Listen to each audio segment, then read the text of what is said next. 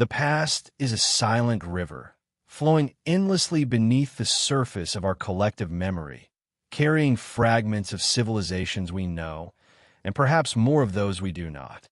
As we peer into the annals of recorded history, we imagine a linear progression, a chain of events, rulers, empires, and inventions stretching from antiquity to the present.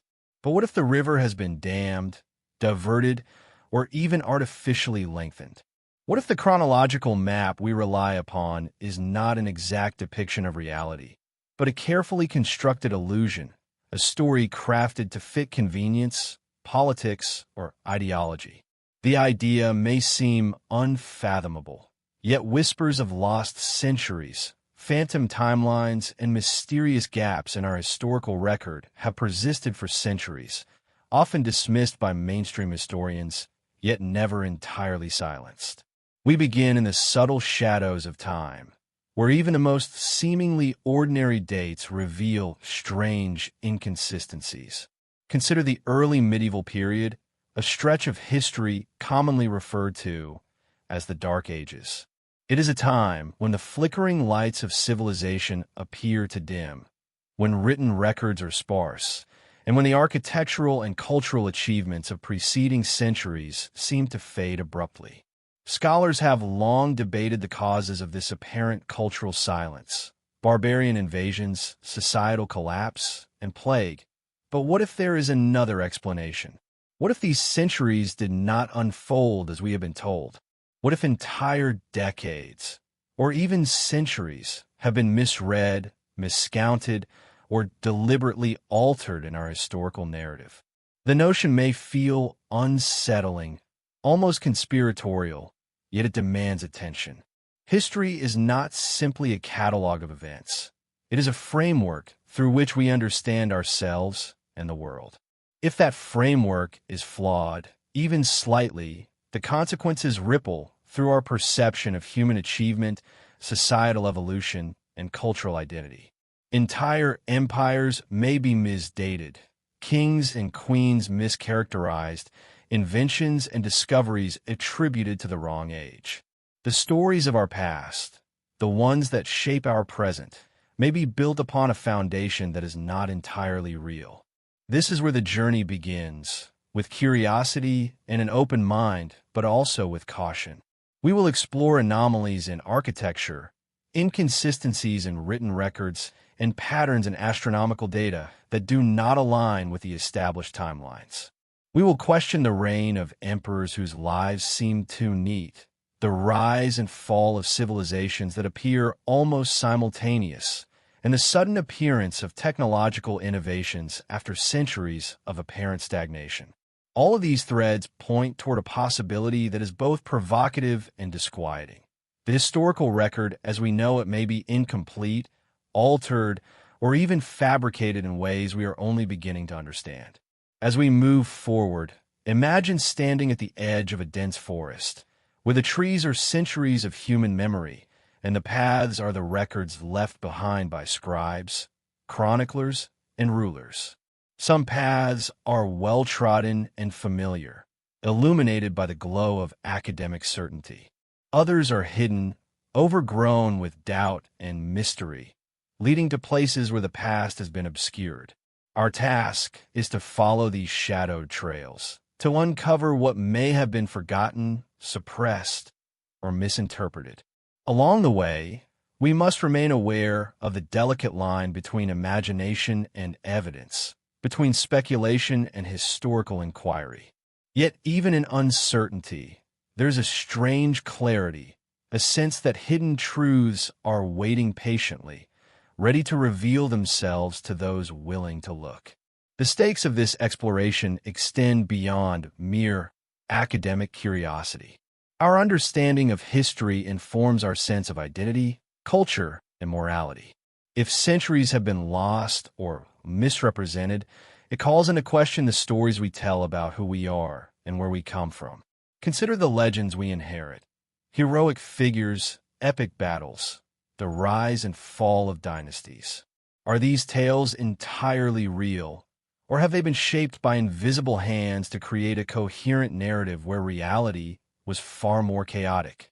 What does it mean for our civilization if the timeline we trust is a carefully woven illusion, a narrative scaffold designed to make sense of a more complex, muddled past?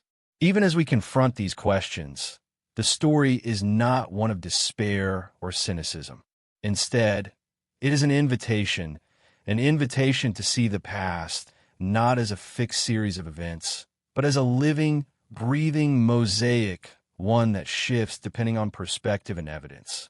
It is an opportunity to engage with history in a way that is deeply human, with wonder, curiosity, and a recognition of our own place in the ongoing story. Lost centuries, phantom timelines, and hidden gaps are not merely anomalies. They are echoes of a past that is richer, stranger, and more intricate than we have been led to believe. As the river of time flows forward, carrying with it the sediment of forgotten knowledge, we must listen closely. Every discrepancy in the written record, every architectural enigma, every astronomical irregularity is a clue, a whisper from the centuries we may have lost. And so, we begin our journey, guided not by certainty, but by inquiry, not by conclusion, but by exploration. The path ahead is long, winding, and full of surprises, leading us into the heart of history's most perplexing mysteries. What we discover may challenge everything we thought we knew, or it may reveal a deeper coherence hidden beneath layers of silence. In either case, the journey promises to be as captivating as it is unsettling, and it begins with a single, simple question. What if the centuries we take for granted never truly existed as we have been told? The way we measure and understand time is something we often take for granted, assuming that the calendars we follow and the historical timelines we study are absolute, unshakable, and universal. Yet, the reality is far more complex. Time, as it relates to human history, is a construct, a framework built by scholars and clerics over centuries, pieced together from fragments of manuscripts, inscriptions, and astronomical observations. Our chronological maps were not discovered. They were deliberately designed, refined, and, in some cases, reinterpreted to serve social, religious, or political needs. To question chronology is not to question the passage of time itself, but to question the lens through which we see the past. And when that lens is examined closely, unexpected distortions begin to emerge. During the Renaissance, a period celebrated for its revival of classical knowledge, historians and scholars began the monumental task of standardizing chronology. Figures like Joseph Scaliger and Dionysius Exiguus sought to reconcile dates from the Bible, Roman history, and contemporary events, attempting to create a coherent, continuous timeline stretching back millennia. Their work was meticulous, scholarly, and deeply influential, establishing the framework that modern historians still use today. Yet beneath the surface of their precision lies a troubling fragility. These scholars were working with limited data, fragments of earlier sources, and accounts that were often contradictory or incomplete. In stitching together the past, they made assumptions, some minor, others monumental, that would ripple through centuries of historical understanding. Dionysius Exiguus, for example, developed the system of Anno Domini, creating the calendar that would place the birth of Christ at the center of history. It is a system that shaped not only religious observance, but the very way society structured its understanding of time. But modern analysis suggests that even this foundational date is far from certain. Historical records, astronomical data, and cross-cultural evidence point to discrepancies of years, even decades, which may have been smoothed over or ignored to create a seamless narrative. These small adjustments, made with the intention of clarity and uniformity, have consequences that extend far beyond mere numbers. They influence how we perceive the rise and fall of empires, the lifespan of rulers, and the very sequence of human achievement. Joseph Scaliger, working in the 16th century, took on the challenge of reconciling Roman, Greek, and biblical chronologies, producing what many regard as the first rigorous attempt at a continuous timeline. Scaliger's methods were revolutionary, combining historical records with astronomical phenomena to calculate dates with unprecedented precision. Yet, despite the ingenuity of his approach, the system he created relies on interpretations that are sometimes tenuous, with centuries stitched together from incomplete or secondary sources. When viewed in isolation, these gaps and assumptions may appear minor. When considered collectively, however, they raise profound questions about the reliability of our accepted historical framework. Could it be that entire periods of human history have been artificially extended, compressed, or even fabricated in the process of creating a coherent timeline? The implications of these uncertainties become especially stark when examining periods with sparse documentation. Certain centuries appear as shadows, their existence known only through indirect references or surviving chronicles that may themselves be later copies or reconstructions. In these intervals, even the most careful scholars relied heavily on inference and assumption. Errors made in one century were multiplied across subsequent generations, embedded into textbooks, and reinforced through academic authority. The result is a historical narrative that feels absolute, yet is built upon layers of interpretation that may not withstand scrutiny. Even astronomical observations, often considered the most objective of historical markers, have revealed anomalies when cross-referenced with recorded events. Eclipses, comets, and planetary alignments described in medieval chronicles sometimes fail to match modern calculations, suggesting either errors in observation, deliberate adjustments, or misdating of events. These discrepancies serve as subtle reminders that our framework of time is not infallible. It is a human construct, elegant but imperfect, susceptible to bias, omission, and deliberate revision. Understanding how chronology was constructed also sheds light on the power structures behind history itself. Monarchs, emperors, and religious authorities had vested interests in controlling the narrative of time. Aligning events with prophecy, legitimizing dynastic claims, or asserting the precedence of one culture over another were all reasons to manipulate the record. Standardizing time was not a purely scholarly exercise. It was a political act. In creating a chronological map that fit their worldview, the architects of history exerted influence over how generations would perceive the past, even unknowingly shaping the values, priorities, and identity of future societies. As we explore these subtleties, it becomes clear that questioning chronology is not merely an academic exercise. It is an act of uncovering the hidden architecture of history itself. By examining the assumptions, choices, and methods of the men who constructed our timelines, we begin to see the potential gaps, the anomalies, and the centuries that may have been misplaced or forgotten.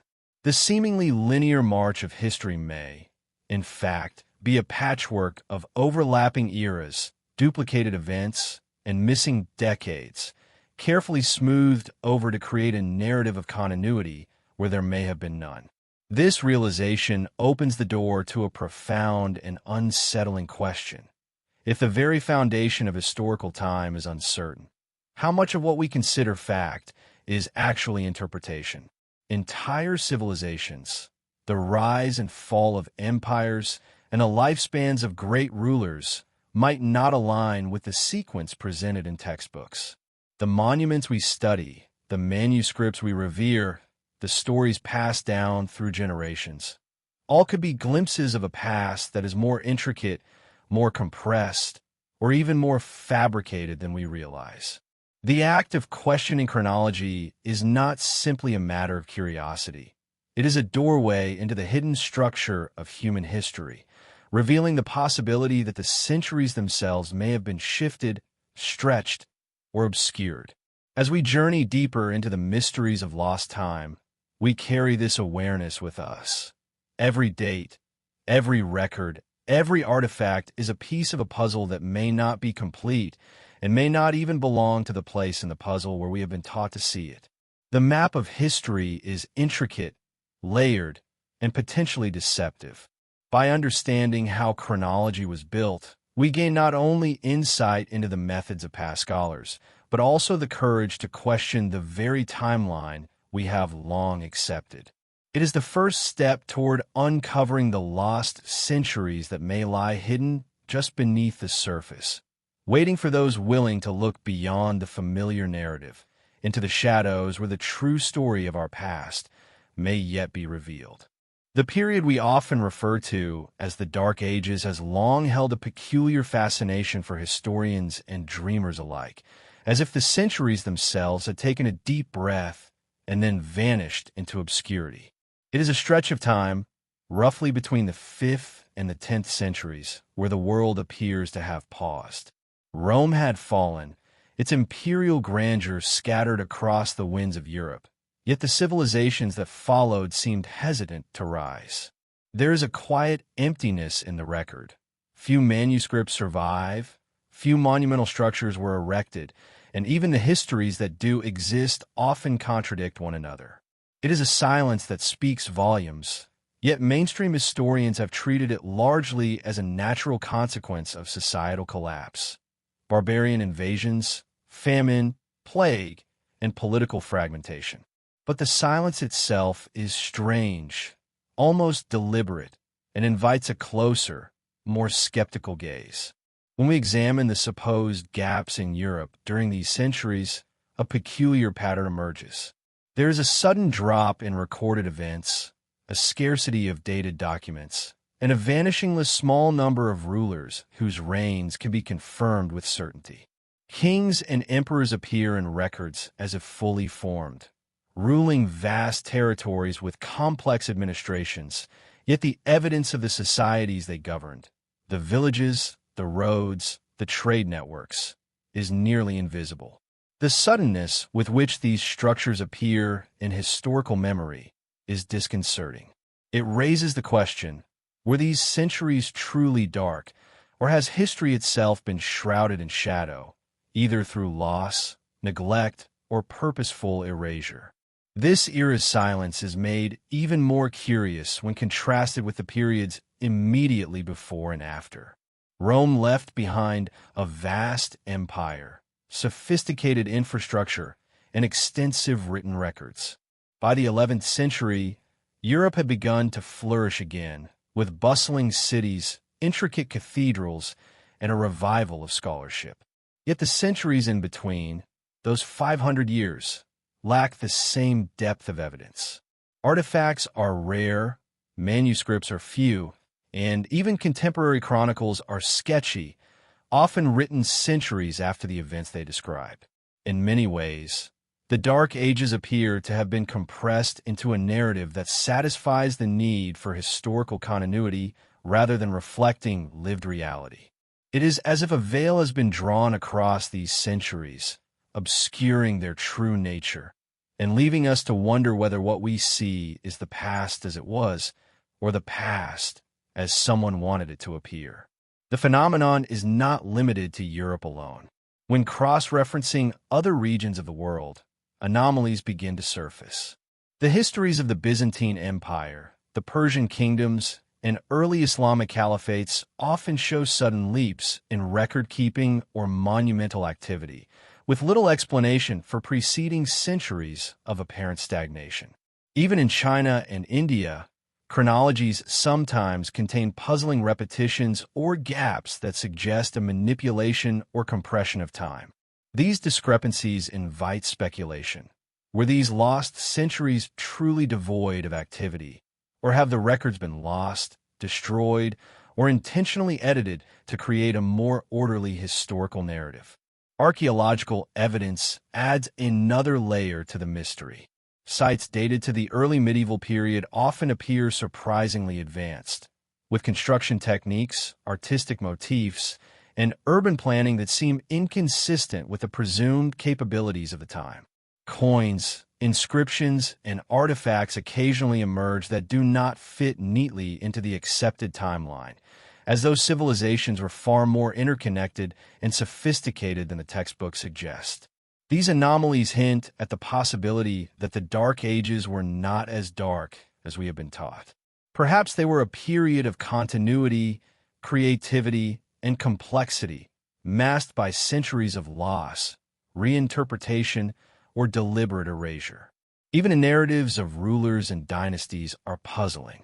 Some monarchs seem to have impossibly long reigns or overlapping claims that defy logic. Kings appear in isolated pockets of records, ruling vast territories with minimal evidence of administration or communication. Chronicles often present these figures in archetypal terms, emphasizing moral lessons or divine approval rather than recording factual events. The result is a patchwork of stories that feel coherent only when taken at face value, but which unravel under scrutiny. It is as if these centuries have been carefully constructed after the fact, their gaps filled with conjecture and their emptiness smoothed into continuity. The concept of the Dark Ages is also intertwined with the evolution of religion and cultural memory. Christianity spread rapidly across Europe during these centuries, yet the evidence of its early institutions is scant. Churches and monasteries often appear fully formed, rather than gradually developing over decades. Texts attributed to this period frequently survive only in later copies, raising questions about authenticity, transmission, and the potential for editorial intervention. The very narrative of cultural decay, followed by a miraculous rebirth in the High Middle Ages, reinforces the idea of a pause, a vacuum, and a reemergence. But when viewed skeptically, it might appear less as a historical fact and more as a narrative device, created to bridge missing time and impose order on an otherwise fragmented past. Astronomical observations and natural events recorded during these centuries further complicate the picture. Comets, eclipses, and planetary alignments sometimes appear in the records at unexpected intervals or with descriptions that contradict calculations based on our current understanding of celestial mechanics. These inconsistencies suggest that the dating of events may not be as reliable as assumed. What we accept as a linear progression of years could, in fact, be an artificial construct, smoothed over by scribes and chroniclers to create the illusion of continuity. Each anomaly is a faint echo of a deeper mystery, a reminder that the story of the Dark Ages is far from complete. This silence, these anomalies, and the abrupt transitions before and after the Dark Ages leave us with an unsettling conclusion. The centuries themselves may have been misrepresented. The notion of a lost period of history challenges the very foundations of how we perceive the past. It suggests that history is not a single, immutable record, but a narrative shaped by human hands, by the priorities, prejudices, and sometimes the deliberate interventions of those who control the written word. If we are willing to entertain this possibility, the Dark Ages cease to be a simple vacuum and instead become a doorway, a hidden passage into a world that may have been far richer, stranger, and more intricate than the mainstream narrative allows. In exploring this shadowed era, we confront a paradox. The centuries we call dark are simultaneously the most illuminating, for they reveal the fragility of historical knowledge and the profound gaps in our understanding. To peer into this void is to recognize the malleable nature of time as it is recorded, to question the stories that have been handed down as fact, and to prepare ourselves for a journey that may reshape our perception of history itself. The Dark Ages, it seems, are not merely a pause in human achievement. They are an invitation to look closer, think deeper, and consider that the centuries we take for granted may be less certain and far more mysterious than we have ever imagined. The human imagination is drawn to the radical, the unsettling, and the impossible. It is in this spirit that we encounter the phantom time hypothesis, a theory so audacious that it challenges not just the details of history, but the very timeline upon which our understanding of the past rests. Proposed by German historian Heribert Illig in the 1990s, the hypothesis asserts that approximately 3 centuries, roughly from 614 to 911 AD, simply did not exist. According to this idea, events we believe took place during this period were either fabricated, misdated, or artificially inserted into the historical record. What was long assumed to be a continuous march of time may, in fact, be a carefully constructed illusion, a gap hidden in plain sight within the chronology we trust. At first glance, the claim seems absurd. How could entire generations, entire empires, and untold numbers of lives be erased or misplaced from history without leaving definitive traces? Yet as we examine the anomalies, a curious pattern emerges. The architecture, literature, and documented events of the early medieval period often appear abruptly, without clear precursors or development. Charlemagne, for instance, is said to have established a vast empire, codified laws, and promoted a cultural renaissance. Yet the supporting evidence is tenuous at best. Coins, inscriptions, and manuscripts attributed to this era frequently survive only in later copies, and contemporary records are strikingly sparse. It is as if the historical figures themselves were assembled from fragments, their lives condensed and magnified to fill the centuries that may have been invented or shifted. The motivations for fabricating, or at least misdating, these centuries are as fascinating as the hypothesis itself.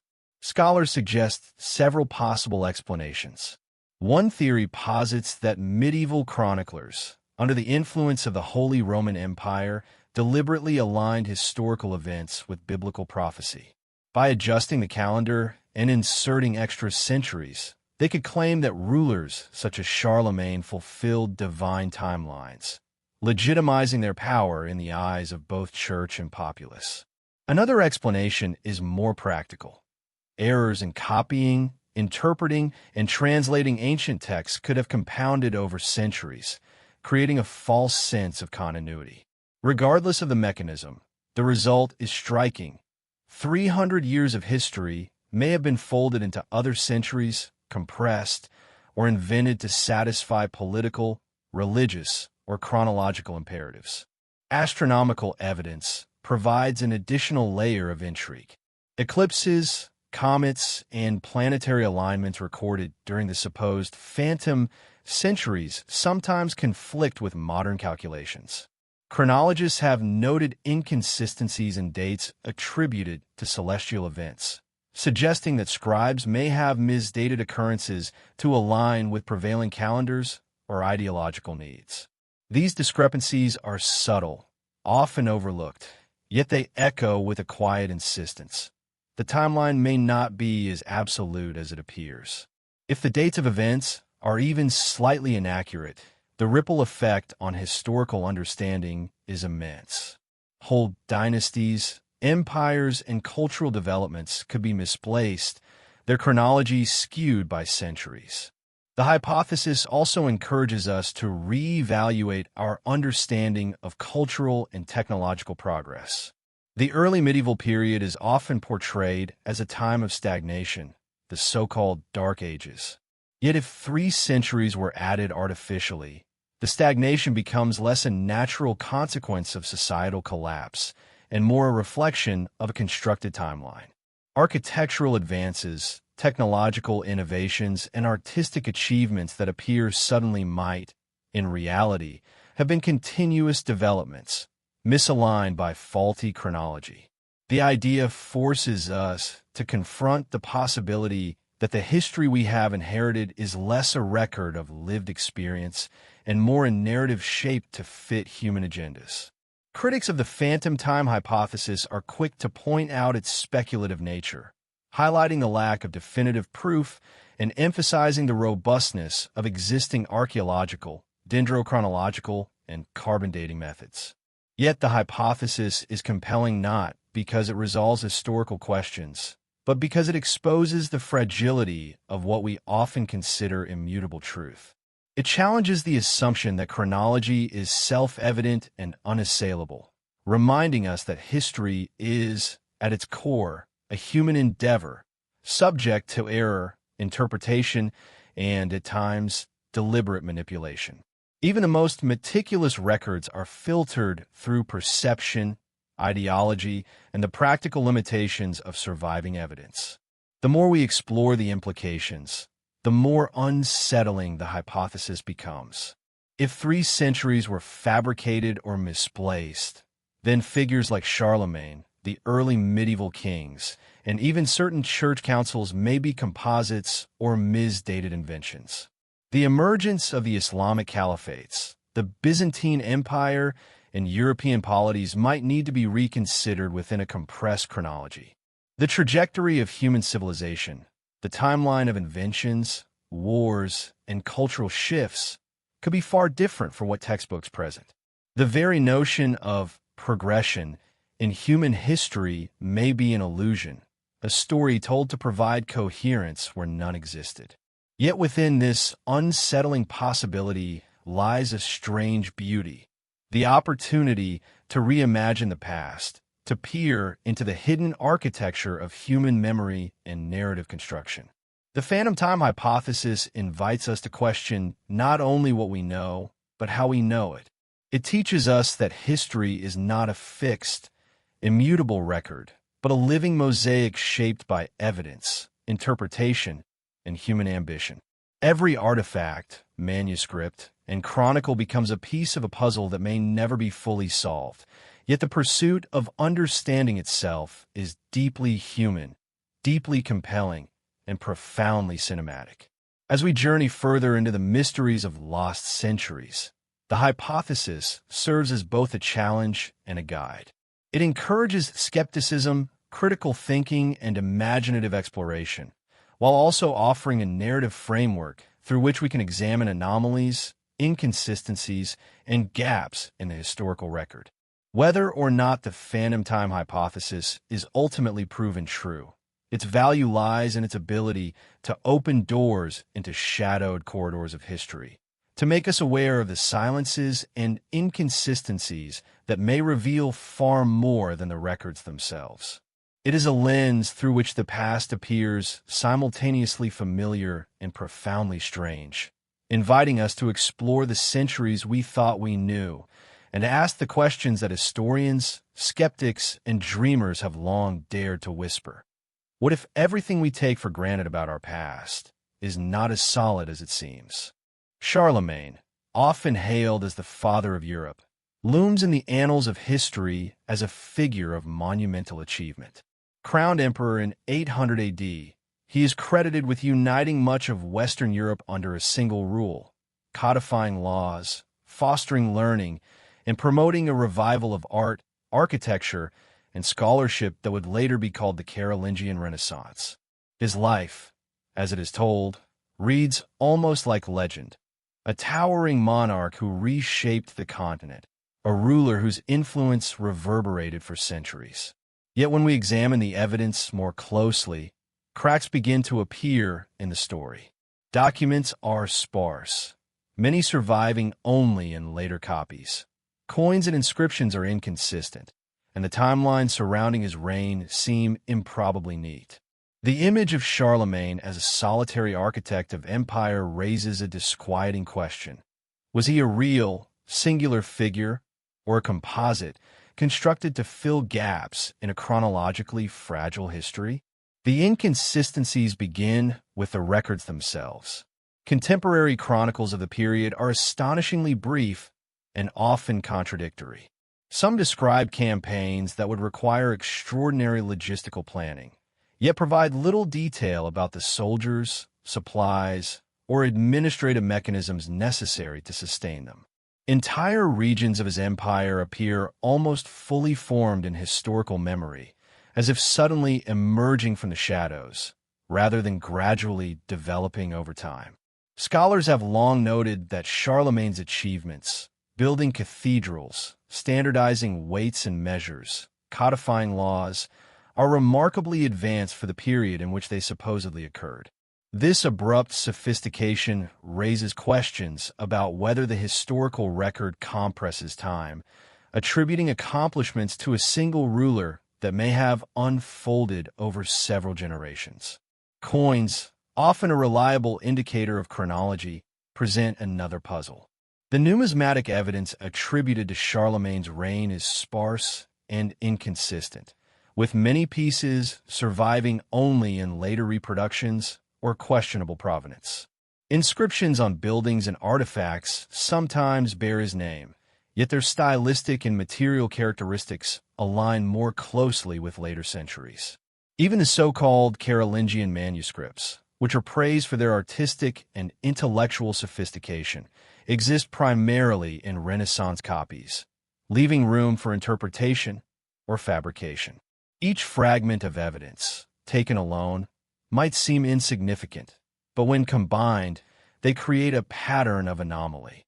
A ruler whose historical footprint is simultaneously immense and strangely insubstantial. The sudden appearance of cultural, architectural, and administrative systems under Charlemagne adds to the mystery. Cities that had lain dormant or sparsely inhabited suddenly exhibit organizational sophistication.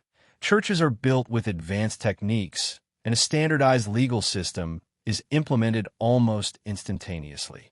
These achievements, when viewed against the backdrop of the supposed Dark Ages, seem almost too efficient, too organized.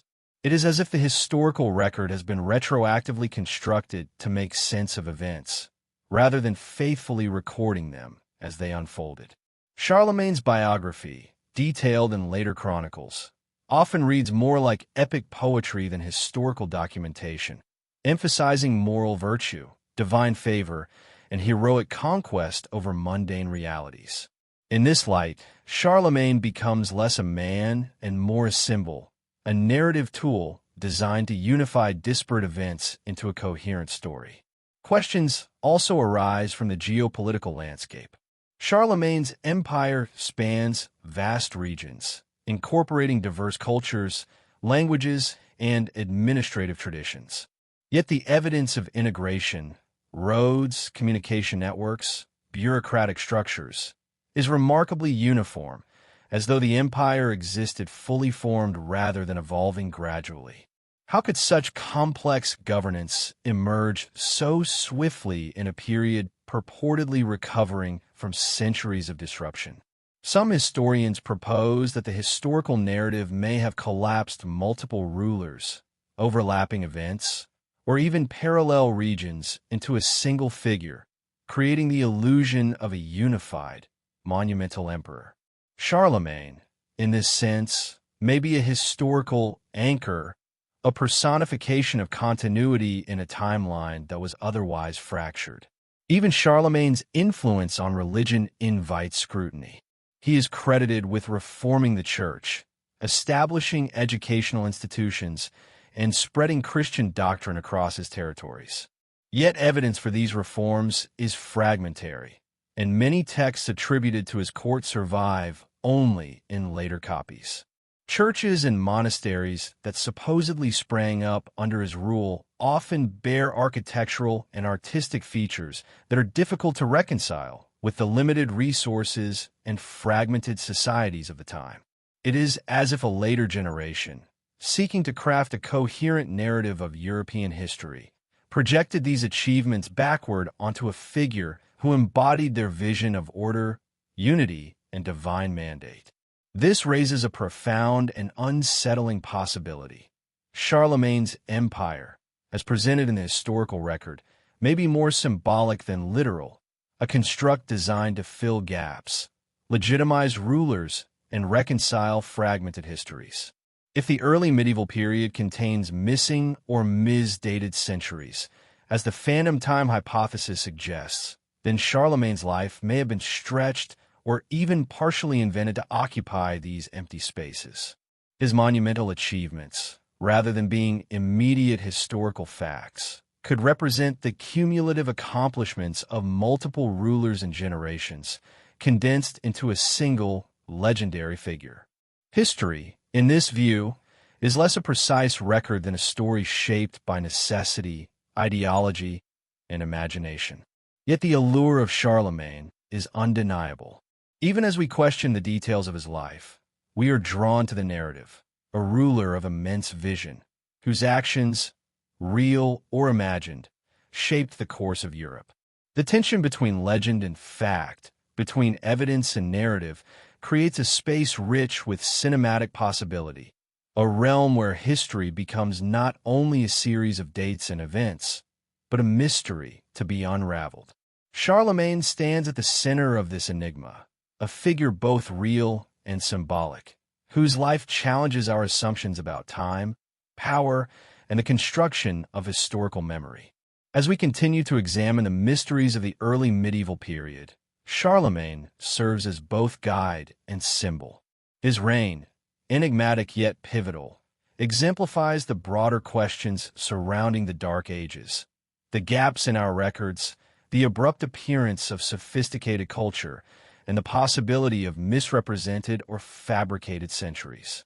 To understand Charlemagne is to understand the stakes of our historical narrative itself, the thin line between reality and reconstruction, the interplay of fact and legend, and the hidden architecture of a past that may be far more intricate and far stranger than we have been taught to believe. Walk through the ruins of early medieval Europe, and a quiet contradiction begins to reveal itself. Stone arches rise where none should exist. Cathedrals appear in isolated regions without any clear precedent, and fortified towns seem to have emerged fully formed, complete with sophisticated layouts that suggest planning, resources, and continuity beyond what the historical record allows. Architecture, as a tangible marker of human activity, does not lie. Yet when we align these structures with the timelines we have been taught to trust, inconsistencies begin to surface. Buildings and monuments attributed to different centuries often share striking similarities in style, technique, and scale, as though they were constructed contemporaneously, rather than separated by decades, or even centuries. These anomalies whisper a disquieting possibility. The past, as we have received it, may not be as sequential or linear as we believe. Consider the sudden proliferation of Romanesque architecture during the so-called Dark Ages. Within a few decades, entire regions display churches, monasteries, and palaces constructed with uniformity and precision, yet there is little evidence of gradual development. Architectural techniques that would require skilled labor, planning, and substantial resources appear almost instantaneously across disparate regions. In some cases, these structures overlay or incorporate elements from earlier periods, but without the expected transitional forms that typically mark the evolution of design. It is as if the builders had knowledge and experience that should have taken generations to acquire, raising questions about the continuity of human expertise and the accuracy of our chronology. Equally puzzling are the inscriptions and carvings that adorn these buildings. The script, iconography, and decorative motifs often suggest cultural sophistication at odds with the assumed technological and societal limitations of the period. Coins, seals, and inscriptions, when compared across different regions, display an uncanny consistency in style and symbolism. These artifacts hint at a level of communication and standardization that seems improbable for societies supposedly recovering from centuries of disruption. The architectural record, in other words, does not align neatly with the narrative of a fragmented and impoverished Europe.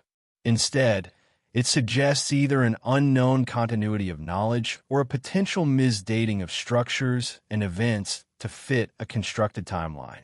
The speed at which these architectural achievements appear is another anomaly worth noting. Cities and towns in the early medieval period often seem to emerge suddenly, with well-defined civic centers, churches, and fortifications, bypassing the gradual urban evolution typically observed in earlier or later periods. Roads, bridges, and aqueducts, sometimes attributed to the Carolingian era or its supposed predecessors, demonstrate engineering sophistication that should have taken centuries to develop. The precision of construction and the rapid dissemination of architectural styles suggest either an extraordinary burst of coordinated effort or a compression of time within the historical record. In other words, What appears to be the work of one century may actually reflect the accumulated accomplishments of several, merged into a single narrative. Even more enigmatic are the inconsistencies between regional architectural traditions. Buildings separated by hundreds of miles often share similar layouts, structural techniques, and decorative motifs, despite the supposed isolation of communities during the early medieval period. This raises questions about the diffusion of knowledge, the movement of craftsmen, and the availability of resources. Did architects and builders somehow achieve rapid and widespread standardization in a fragmented and sparsely documented world? Or have the records been manipulated, compressing the timeline and attributing achievements to periods and figures that may not align with historical reality? Every stone, every arch, and every decorative frieze becomes a clue, a whisper of a past that may be misrepresented in both time and context. The anomalies extend beyond Europe. When examining early medieval architecture in the Byzantine Empire, the Middle East, and even regions of India and China, we see similar patterns. Structures that appear advanced for their presumed period, sudden bursts of artistic and engineering sophistication, and a surprising uniformity of style across vast distances. The parallel developments raise profound questions. Were these civilizations truly contemporaneous, with innovations arising independently yet simultaneously? Or have later chroniclers and historians misaligned timelines, creating the illusion of sequential development rather than overlapping realities? The architectural record, when viewed globally, hints at a hidden complexity, one that challenges the neat narrative of history and invites speculation about missing centuries or artificially constructed timelines. Beyond construction, the materials themselves offer clues. Certain stones, mortars, and timber show remarkable longevity and resilience, sometimes bearing inscriptions or marks that modern science dates inconsistently with accepted historical timelines. Scientific methods, including dendrochronology and radiocarbon dating, occasionally reveal discrepancies between the assumed age of a building and the materials used in its construction. These inconsistencies, subtle yet persistent, suggest that the story of architecture, and by extension, the story of human civilization, may be more intricate and less linear than textbooks present. Structures that appear to belong to a specific century may, in reality, have roots in a far earlier or later period, raising the possibility that the architectural record itself has been reshaped to support a particular chronology. The more closely we examine these structures, the more compelling the mystery becomes. Architecture does not merely reflect aesthetic choices. It embodies knowledge, societal organization, technological capability, and cultural continuity. When these elements fail to align with the historical record, the dissonance cannot be ignored. It is as if the buildings themselves are testimony to centuries we have been led to overlook, compressed, or even misrepresented.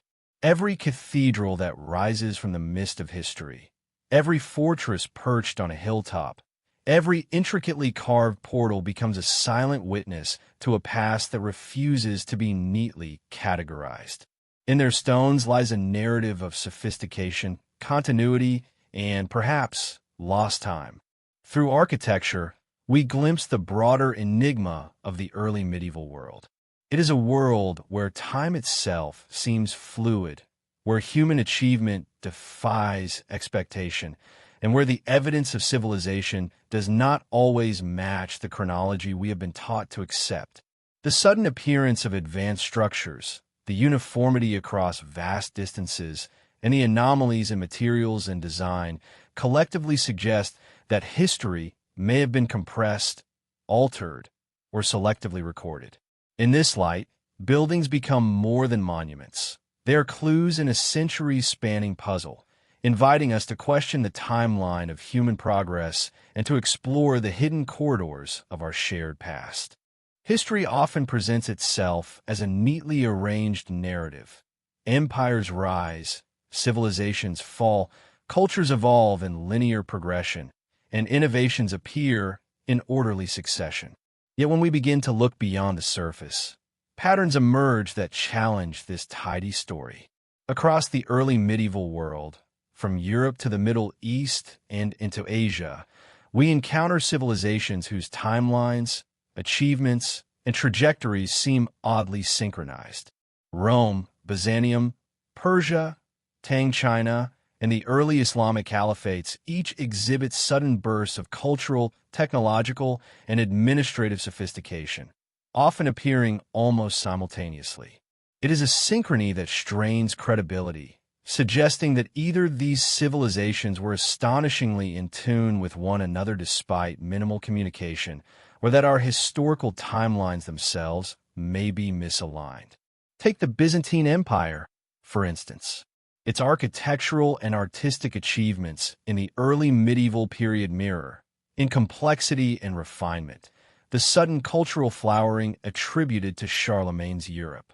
Churches, palaces, and urban centers appear with intricate mosaics, domes, and frescoes, as if the knowledge and skill to produce them had existed continuously, rather than being rediscovered after centuries of supposed decline.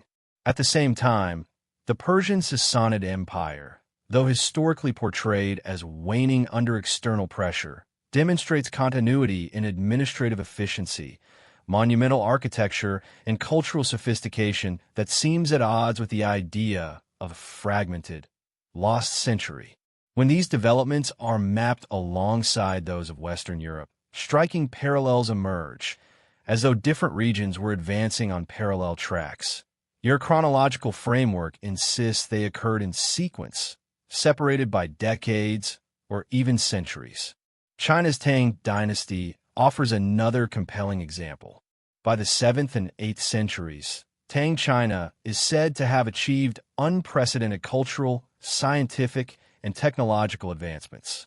Innovations in printing, astronomy, urban planning, and literature flourish seemingly out of nowhere, occurring at the same time as European and Middle Eastern civilizations were supposedly emerging from the shadows of collapse. The contemporaneous achievements of these distant civilizations create a puzzle. How could such vast and disconnected regions display such synchronous development if the historical records separating them are accurate? Are these parallel advancements evidence of extraordinary coincidence, or do they hint at a deeper misalignment in the timeline itself? Even the early Islamic world exhibits a remarkable leap in scholarship, administration, and architecture in the 7th and 8th centuries. From Baghdad to Damascus, centers of learning, trade, and governance appear rapidly, alongside advances in mathematics, medicine, and engineering. Scholars in this period reference earlier Roman, Greek, and Persian knowledge, yet much of the transmission of information seems compressed. The speed with which sophisticated institutions and cultural norms emerged, alongside parallel advancements in Europe and Asia, reinforces the impression of synchronization rather than sequential evolution. Could it be that the historical records we rely upon have shifted, duplicating or redistributing events across centuries to create an orderly narrative that never truly existed? Archaeological evidence further complicates the picture. Sites in Europe, the Middle East, and Asia reveal construction techniques, artistic motifs, and urban planning that share uncanny similarities despite vast geographic separation. Temples, fortifications, and civic buildings display comparable stonework, layouts, and engineering solutions, suggesting either unprecedented exchange of knowledge or an alignment in the timeline that is more apparent than real. Even numismatic and inscriptional evidence shows overlaps in style and symbolism, hinting at a shared cultural vocabulary that conventional chronology struggles to explain. These parallels raise profound questions. Were these civilizations contemporaneous rather than sequential, with overlapping achievements that have been artificially separated in our records? Or is there an alternative explanation, one that challenges the linearity and reliability of the historical timeline itself. The idea of synchronized empires also calls attention to the very nature of record-keeping. Chronicles, annals, and manuscripts often present events in tidy, orderly sequences, creating the illusion of progression. In reality, the process of copying, translating, and standardizing historical records introduces the potential for error, omission, and even intentional manipulation.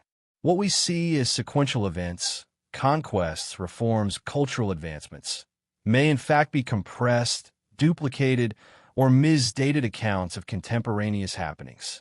By imposing a linear structure on a complex and overlapping world, historians and scribes may have inadvertently or deliberately distorted the chronology, creating the impression of separate civilizations evolving in isolation when, in fact, they were advancing simultaneously.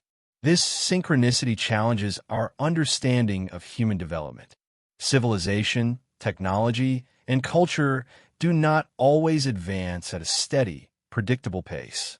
Yet the patterns observed across multiple regions suggest that our perception of historical rhythm may have been artificially imposed. The seemingly sequential narrative of rise, decline, and revival might be a construct, masking a more intricate reality in which human societies were far more interconnected, adaptive, and dynamic than the textbooks suggest. If the timelines are indeed misaligned, then the achievements attributed to successive generations might belong to the same contemporaneous period, compressed to fit a coherent story rather than reflecting lived reality. Such revelations have profound implications for how we perceive the past. Synchronization of empires, when viewed through the lens of possible chronological distortion, hints at a world where gaps, overlaps, and phantom centuries obscure our understanding of history.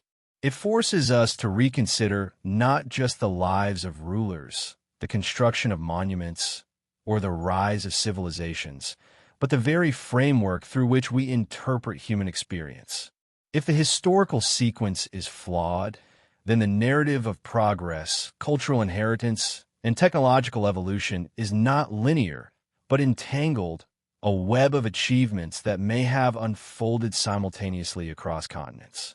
This perspective transforms the study of history from a fixed record of the past into a dynamic investigation, where every anomaly, every unexplained parallel, and every sudden cultural emergence becomes a clue to a hidden truth. As we explore these intertwined empires, we begin to perceive a rhythm that transcends the conventional timeline. It is a rhythm of human ingenuity and resilience, echoing across deserts, mountains, and oceans. The apparent synchronization of distant civilizations may reflect not mere coincidence, but evidence of a deeper temporal complexity, a hidden architecture of time itself. By questioning the conventional chronology, we open the door to understanding a world that is simultaneously familiar and profoundly mysterious, a world in which the lost centuries might not have been empty at all, but filled with overlapping stories, unseen connections, and hidden achievements waiting to be recognized. One of the most intriguing mysteries of the so-called lost centuries lies not in the rulers, cities, or wars, but in human ingenuity itself. Across the early medieval period, the historical record often depicts a world where technological innovation appears to stagnate. Complex engineering, advanced metallurgy, navigation, and scientific observation seem to vanish or regress, only to re-emerge centuries later with little explanation.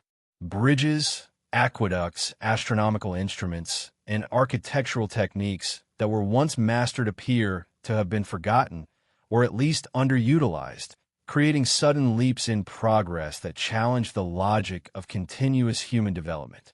These gaps are puzzling, raising the question, did these lost centuries actually exist, or have the timelines been manipulated, compressing innovations and obscuring human achievements?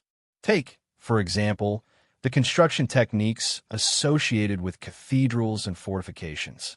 The scale and precision of stonework in early medieval Europe, when aligned with the supposed Dark Ages, suggest a level of craftsmanship and engineering knowledge that should have required centuries of accumulated experience. Yet the continuity of this knowledge is difficult to trace. In many regions, similar techniques appear abruptly, without evidence of the gradual evolution one would expect. Inscriptions, manuscripts, and treatises on construction are scarce or entirely absent, leaving modern historians to marvel at feats seemingly achieved in isolation. Could it be that the timeline has been compressed, placing achievements that unfolded over generations into a deceptively narrow window of time? Metallurgy presents another enigma. Weapons, tools, and ornamental artifacts attributed to the early medieval period often exhibit sophistication reminiscent of earlier or later eras. Steelworking techniques, bronze casting, and the creation of intricate jewelry appear with sudden precision. Yet the surviving documentation fails to explain how these skills were preserved or transmitted. In some cases, artifacts display techniques that, according to mainstream chronology, should have been lost and rediscovered centuries later. This inconsistency fuels speculation that the record may not reflect actual historical progression, but rather a reconstruction that aligns human innovation with the accepted narrative of kings, battles, and dynasties. Navigation and exploration also seem to suffer from these temporal gaps.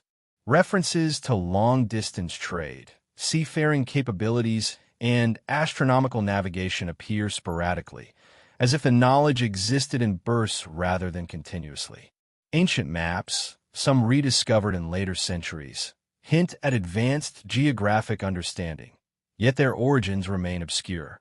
Mariners seem to have known more than the historical timeline allows, and techniques reappear centuries after supposed abandonment.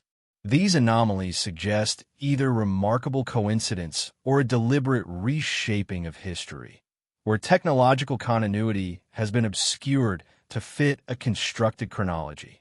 Scientific observation and scholarship are similarly affected. Astronomical records, medical texts, and mathematical treatises from the early medieval period are sporadic, fragmentary, or heavily mediated by later copies. Instruments for measuring time, predicting celestial events, and conducting experiments emerge with sudden sophistication, as if knowledge had been dormant for decades or centuries, only to be resurrected intact. The patterns are inconsistent with the gradual accumulation of knowledge seen in other periods of human history, raising questions about how and when these discoveries were actually made. Could some of these texts and inventions have been backdated or artificially inserted into the historical record to create a continuous narrative? The phenomenon of lost inventions is not restricted to Europe. Across the Islamic world, India, and East Asia, periods of sudden technological advancement coincide with the early medieval centuries in Europe. Water clocks, astronomical observatories, algebraic methods, and medical treatises appear nearly simultaneously, yet the continuity of development is difficult to track. Cultural diffusion could explain some similarities, but the rapidity and precision of these parallel advancements strain the limits of plausibility given the communication and travel constraints of the period. The suggestion arises that the historical timeline, rather than faithfully recording the emergence of innovation, may have been artificially structured to align achievements with the reigns of rulers, the rise of empires, or other convenient chronological markers. Even seemingly mundane aspects of daily life reveal discontinuities.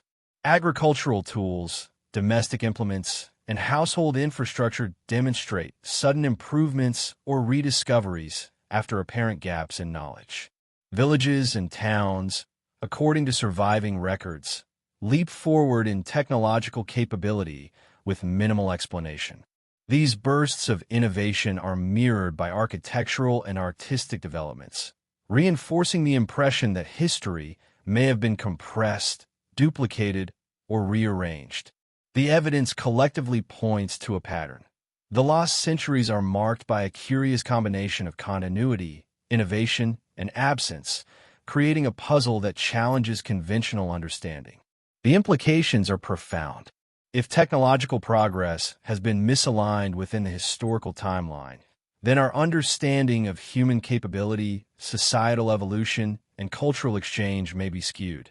Achievements attributed to specific periods may belong to different centuries, overlapping with other civilizations' innovations in ways not currently acknowledged.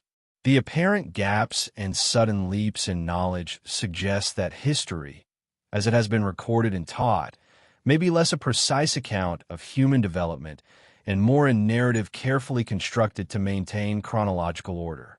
In this view, the lost centuries are not empty voids, but periods where human ingenuity persisted in ways obscured by time, misdating, and narrative convenience. Yet within these anomalies lies a certain allure.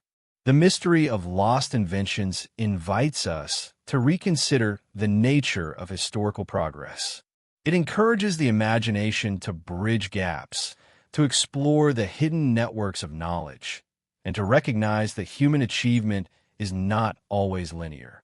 Every missing manuscript, every sudden technological leap, and every architectural marvel becomes a clue, a testament to continuity that the official timeline obscures.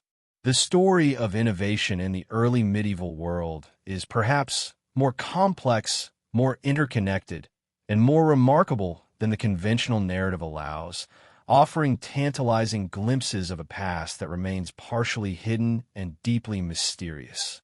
The lost inventions of these centuries are not just curiosities. They are evidence of a larger pattern, a subtle but persistent hint that history itself may have been reshaped, edited, and compressed. They invite us to question what has been passed down as fact, and to consider the possibility that the timeline we take for granted conceals overlapping achievements, suppressed knowledge, and centuries that may not exist as we believe. In doing so, they set the stage for an even deeper exploration into the hidden patterns of human civilization, preparing us to uncover connections between empires, artifacts, and forgotten knowledge that stretch across continents and millennia. The early medieval centuries leave behind not only gaps in physical evidence and technological progress, but also an unsettling scarcity of written records. Manuscripts, chronicles, and books that should illuminate these centuries are either missing, mysteriously destroyed, or preserved only in fragments, copied centuries after their supposed creation. What survives often comes filtered through layers of transcription, translation, and editorial intervention, leaving historians to wonder how much of the original knowledge has been lost or deliberately suppressed. Hidden within these shadows lies a tantalizing possibility that significant portions of human history, knowledge, and cultural memory were deliberately obscured, waiting in secret archives, monasteries, or private collections to be rediscovered by those with the patience and insight to seek them. One of the most striking features of this period is the selective preservation of knowledge. Religious texts dominate the surviving manuscripts, reflecting the priorities of ecclesiastical institutions, while secular histories, scientific treatises, and technical manuals are rare or missing entirely. It is as if the intellectual record was curated, emphasizing moral and spiritual instruction over empirical observation or historical accuracy. In some cases, texts were rewritten to align with prevailing doctrinal positions, retroactively inserting events, compressing timelines, or erasing inconvenient details. The process of preservation, rather than being neutral, became a tool for shaping collective memory, determining which stories, inventions, and discoveries would be remembered and which would vanish into obscurity. Esoteric knowledge, in particular, seems to have been systematically hidden. Alchemical treatises, astronomical calculations, early mathematical theories, and works on medicine appear sporadically, often encoded in symbolic language or deliberately obscure formats. Monasteries, secret schools, and scholars' circles preserved fragments of knowledge that were inaccessible to the general populace. The very act of secrecy, intended to protect knowledge from misuse or persecution, inadvertently ensured that history itself became fragmented. Centuries later, rediscoveries of these texts, such as translations of Arabic scientific works, rediscovered Greek manuscripts, or hidden European codices, reveal a continuity of knowledge that seems to contradict the notion of intellectual stagnation during the Dark Ages. The gaps in the records suggest a deliberate architecture of concealment as much as accidental loss. Codices and manuscripts often contain puzzling inconsistencies that fuel questions about chronology and lost centuries. Dates may be misaligned, events may be duplicated or missing, and scribes sometimes added annotations or interpolations that complicate understanding. For example, chronicles from different regions often recount the same events with varying dates, or place identical rulers centuries apart. These discrepancies, while easily dismissed as human error, may also indicate a larger manipulation of historical memory.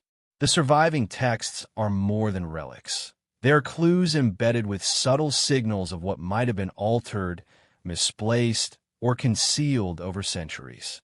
Reading between the lines, we begin to see a world where written knowledge itself became a tool in shaping perception of time and history. The pattern of concealment extends to maps and geographic records. Cartographic evidence from the early medieval period is scarce, and when it does appear, it sometimes depicts regions, trade routes, or cities that are anachronistic or seemingly impossible for the time. Certain maps preserve knowledge of coastlines, astronomical positions, or distant civilizations that do not match the accepted timeline. These anomalies suggest that some form of knowledge was transmitted across generations in secret, surviving despite wars, plagues, and societal upheaval. The hidden manuscripts and maps hint at a network of learning that operated beneath the surface, preserving insights that the official records sought to obscure or compress. The survival of these texts often depended on fortuitous circumstances: a monastery spared from destruction, a scholar who copied forbidden works, or a hidden library rediscovered centuries later. Each recovered manuscript is like a key to a hidden room, revealing pieces of human history and knowledge that were deliberately kept from view. Alchemical treatises hint at scientific experimentation that predates its acknowledged time. Astronomical tables suggest observation and calculation that challenge accepted chronology, and philosophical texts indicate intellectual traditions that persisted in parallel with the dominant narrative of decline. The fragments that remain form a mosaic of knowledge, suggesting a continuity that is invisible in the mainstream historical record.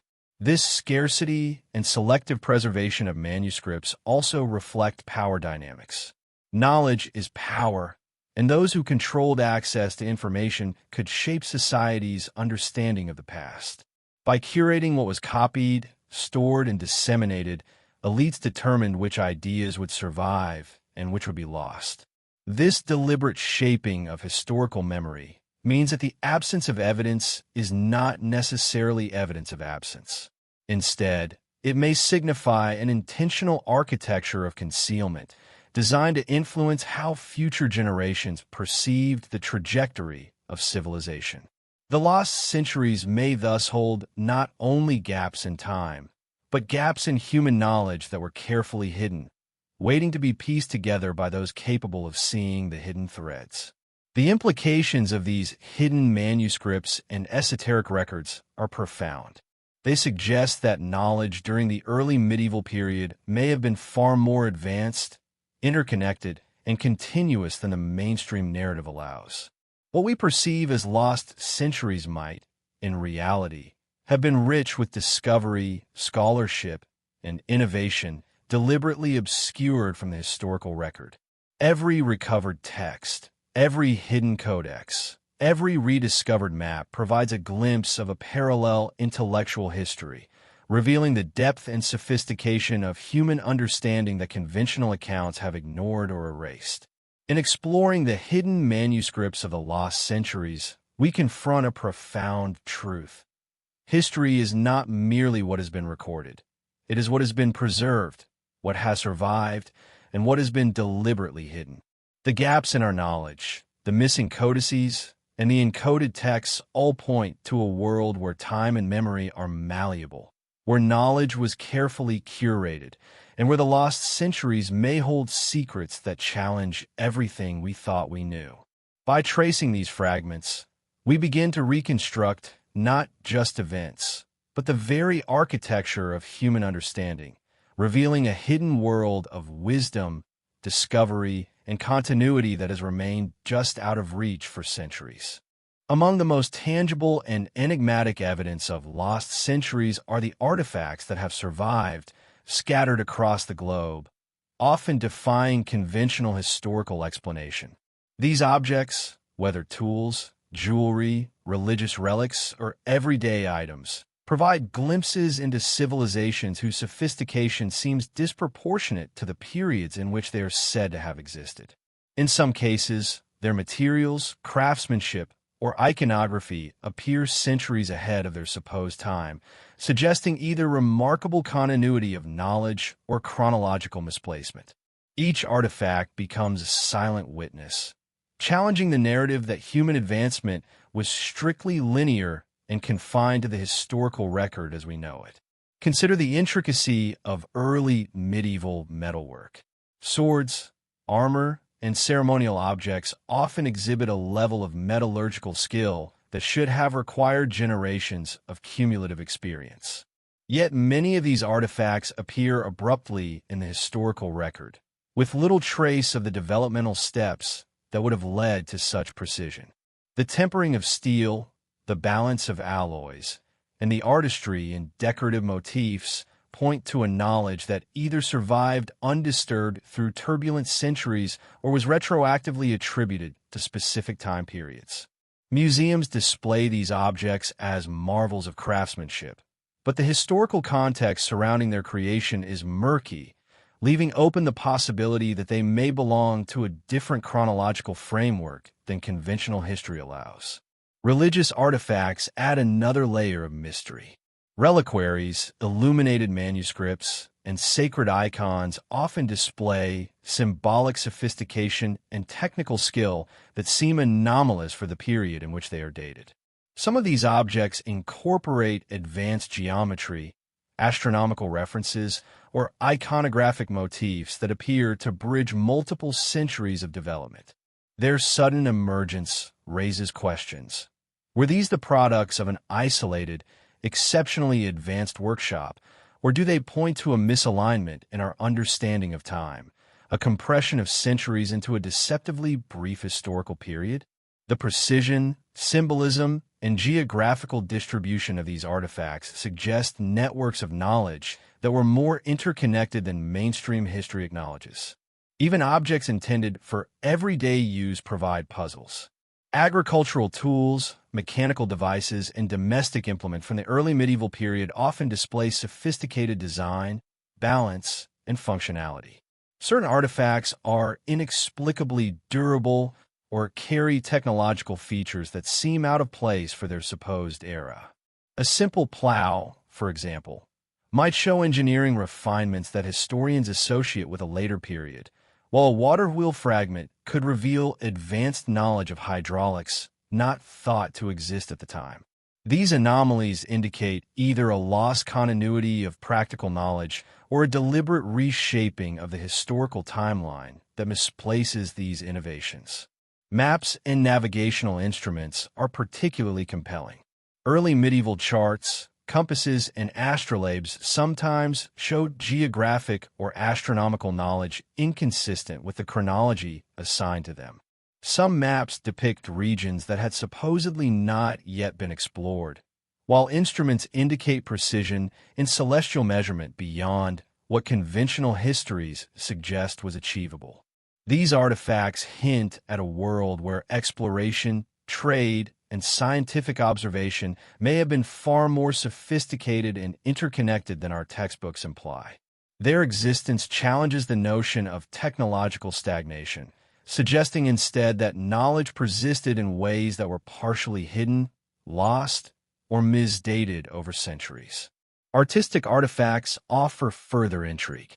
Illuminated manuscripts, sculptural works, and intricately carved objects reveal a depth of symbolic and technical understanding that seems to leap across generations. Motifs found on objects attributed to one century often appear identical or highly similar in another, separated by decades or even centuries. This repetition raises questions about continuity. Are we seeing the work of long-standing traditions carefully maintained over centuries, or does this suggest a compression or duplication of time within the historical record? Each carved figure, painted motif, and delicate ornament becomes a clue, hinting at a hidden continuity of knowledge and artistic sensibility that conventional timelines fail to capture. The global distribution of artifacts also warrants attention. Objects from Europe, the Middle East, and Asia occasionally display striking parallels in design, material choice, and symbolism, despite vast distances and limited contact between regions, according to conventional chronology. Coins, amulets, and ceremonial items suggest that ideas, techniques, and artistic inventions traveled far more quickly than the accepted historical record would allow. Could these similarities be explained by independent invention, or do they point to a misalignment of chronology, where artifacts attributed to different centuries were in fact contemporaneous? The evidence pushes us to reconsider the flow of knowledge, trade, and cultural exchange across early medieval societies. Perhaps the most enigmatic artifacts are those whose origins defy explanation entirely. Items with unknown provenance, unusual materials, or advanced technical features appear intermittently in collections, sometimes documented centuries after they were allegedly created.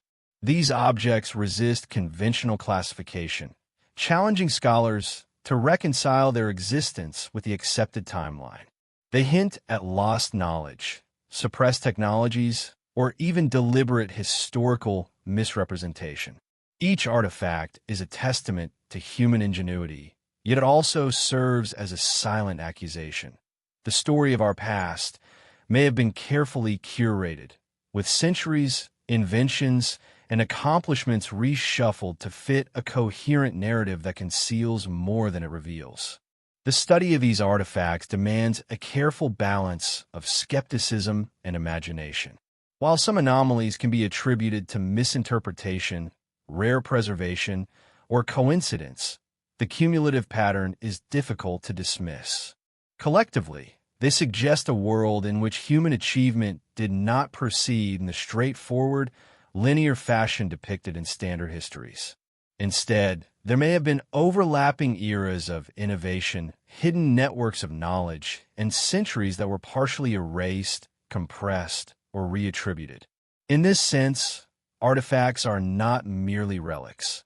They're signposts pointing to a hidden architecture of time and human ingenuity, waiting for those willing to question conventional assumptions. As we examine these enigmatic objects, a larger pattern emerges, one that complements the gaps in manuscripts, the anomalies in architecture, and the inconsistencies in technological development. Together, they form a constellation of evidence hinting at lost centuries, hidden knowledge, and a timeline far more complex than the linear narrative presented in mainstream history. Each artifact, whether mundane or extraordinary, contributes a piece to the puzzle, revealing the persistent ingenuity of human societies that conventional records have largely obscured. They compel us to look closer, think critically, and imagine a past richer, stranger, and far more interconnected than we have been taught to believe. In their silent testimony lies a challenge and an invitation to reconstruct a history that honors both what survives and what has been hidden from view, revealing a human story that is as intricate as it is mysterious. Hidden in the shadows of recorded history are the secret societies, the brotherhoods, and the clandestine orders that have long fascinated scholars, mystics, and conspiracy theorists alike. These groups, whether real or partially mythologized, appear to have functioned as guardians of knowledge, custodians of ancient wisdom, and, in some cases, as orchestrators of historical narratives.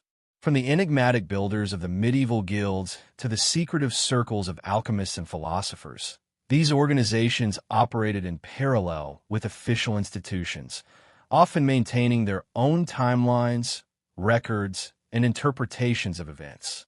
Their existence raises a compelling possibility that the lost centuries and the anomalies they contain were not merely the product of misrecorded time, but were actively shaped, curated, and protected by human hands operating in secrecy. Throughout Europe, secret guilds and monastic orders played a crucial role in preserving knowledge that might otherwise have vanished. Monks copied manuscripts in dimly lit scriptoriums, carefully reproducing texts that encompass theology, philosophy, medicine, and natural science.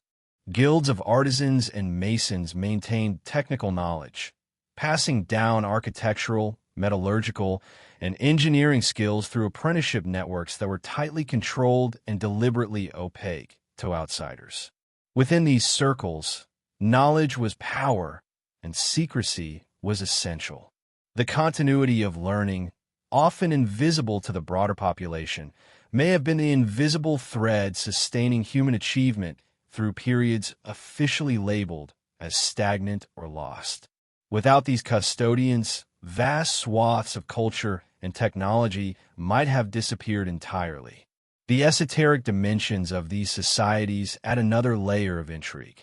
Alchemists, mystics, and scholars often encoded their knowledge in symbols, diagrams, and allegorical texts, accessible only to those initiated into their systems.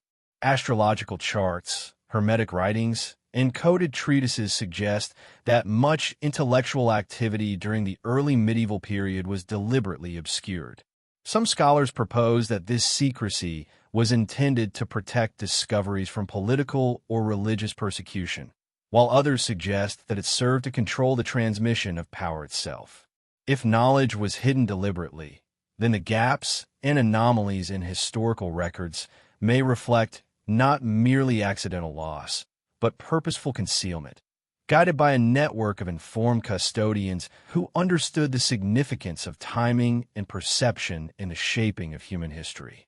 Even the legends surrounding societies like the Knights Templar, Rosicrucians, and other secretive brotherhoods hint at hidden continuity. These groups are often portrayed as guardians of sacred relics, ancient texts, and mystical knowledge, carrying information through periods when the official record fell silent or became unreliable. The Templars, for example, are said to have amassed vast libraries of texts, maps, and artifacts, some of which may have originated from forgotten civilizations or centuries now lost to conventional chronology. Whether fact, legend, or a combination of both, the persistence of these groups over centuries suggests that human societies maintained parallel channels of memory and record-keeping that were insulated from mainstream historical narratives. The geographic reach of secret societies also suggests a network of knowledge that transcended political borders and cultural boundaries. Orders and guilds operated across Europe, the Middle East, and even Asia, establishing contacts that enabled the exchange of technological methods, philosophical ideas, and esoteric teachings. This hidden web of communication could explain the remarkable synchronization of innovations, architectural techniques, and cultural practices observed in disparate regions during the early medieval period. What appears in the official record as a sudden, isolated emergence of achievement might in fact reflect the careful, sustained work of societies operating behind the scenes, preserving knowledge and facilitating its controlled dissemination.